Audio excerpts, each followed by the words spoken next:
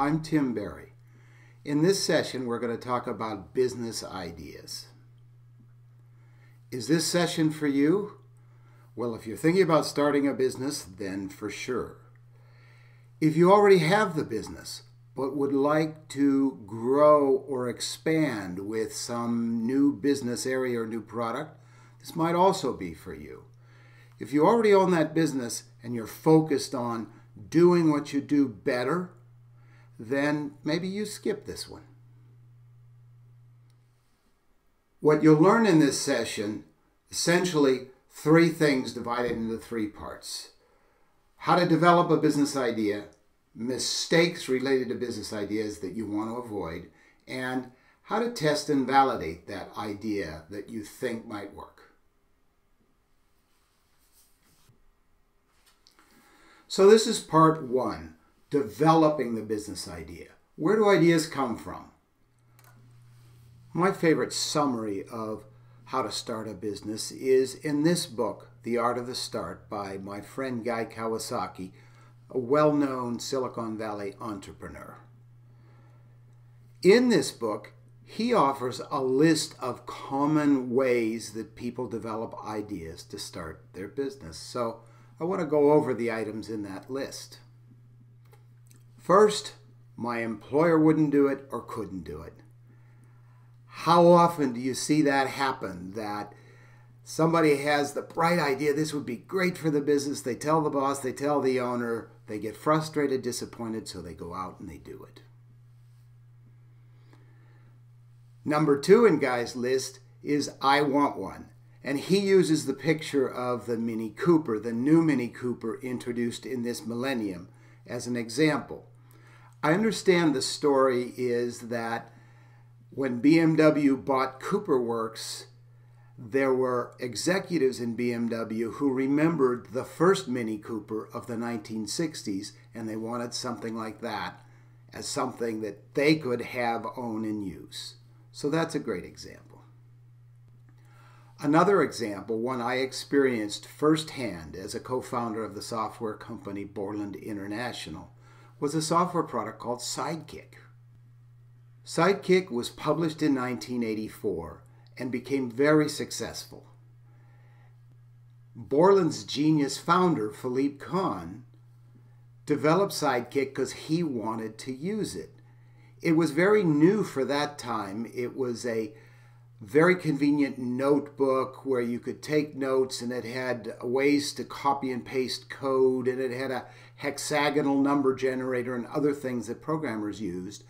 All very common now, 30 years later, but new then. It was successful, and Borland International published it because Philippe wanted it to exist. Another set of great examples of this is practically the whole history of Apple Computer, where founders Steve Jobs and Steve Wozniak started the company because they wanted to own a personal computer. They wanted that to exist. And then over time, Steve Jobs pushed for first the Macintosh, then later the iPod, then the iPhone, then the iPad, all things that everybody understood Steve Jobs wanted to exist. One of Steve Jobs' most interesting quotes was, "It's not the customer's job to know what they want." And I think that means that he went ahead and designed things that he wanted because he was sure other people would also want them. Number three in Guy's list of idea generators is polarize people. In the book, he uses this car, which I understand was very successful, but also had people either liking it or hating it, not a lot of people indifferent in between. And that worked, and that often works because polarizing people generates interest, buzz, market, and business opportunity. Number four on Guy's list is it's possible. To illustrate that thought, he used the picture of the original airplane, the invention of the Wright brothers in 1903, I believe.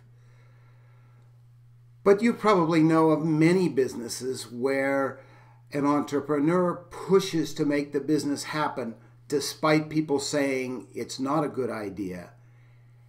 And the entrepreneur wants to prove that yes, he or she can do it. We talked later in this session about Frederick Smith, founder of Federal Express, which might be one example of that. Reason number 5 in Guy's book, there must be a better way. I remember my personal experience keeping track of business books early in my career with pen and pencil and general ledger, thinking, oh my God, there's got to be a better way to do this. Well, of course there was, accounting software. And so many of the ideas that drive business today are there because they replaced an earlier, harder, more difficult way to do something. Finally, the last on Guy's list, my personal favorite, is make meaning. Make the world a better place. Some of the best businesses imaginable are developed because somebody wants to do something good. One example I know is PHILIPPE, a cosmetics company that develops and markets only natural organic cosmetics tested without use of animals. Its products don't harm people, don't harm the environment, don't harm the animals, and promote beauty and believe in the idea that people can care how they look. I heard a talk a few years ago by Eli Hallowell, who was then CEO of PHILIPPE, and he told the story of how the Australian founders wanted to make the world better in the beginning, and early on they recruited people who believed in the same vision. And that group of believers then developed products and marketing and branding that matched that belief, and PHILIPPE became very successful. One of my favorites, I've written about it, I gave it this name, is the mirror method, which is look at the mirror, and as you do, ask yourself these business questions about you and your business. First, what do I like to do? What excites me? How am I different? What is there about me that sets me apart? What am I good at? What do I like to do that other people or companies want to have done? What do I like to do that people will pay for? What do I like to do that I do better or differently from others who do it? Also, what value can I add? What's missing in the world? How do I do something better than what's available now? What can I see about the future that others can't see? Where can I give value that isn't there? And please remember, as you go through and answer these questions for yourself, that we're moving beyond the simple do what you love or follow your passion theory of business ideas, which we cover later in this session as part of the mistakes. It's not really about you.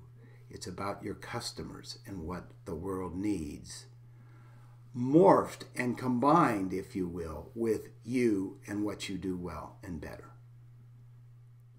To give a concrete example, suppose you love to play the guitar, but people won't pay you to play the guitar. You're not that good.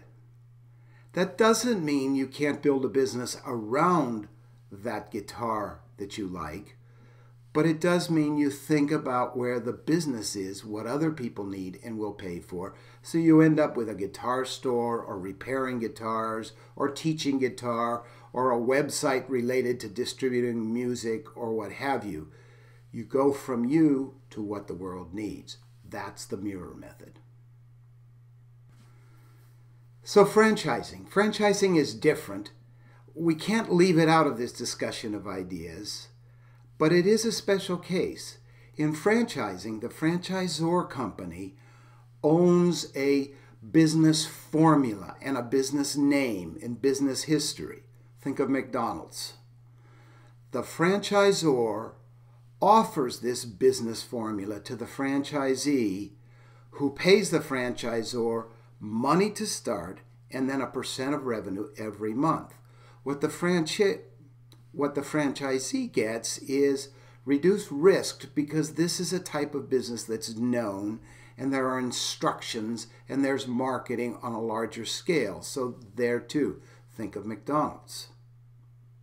Years ago, I had the opportunity to teach McDonald's franchisors about business planning and management at the McDonald's worldwide headquarters in Glenbrook, Illinois.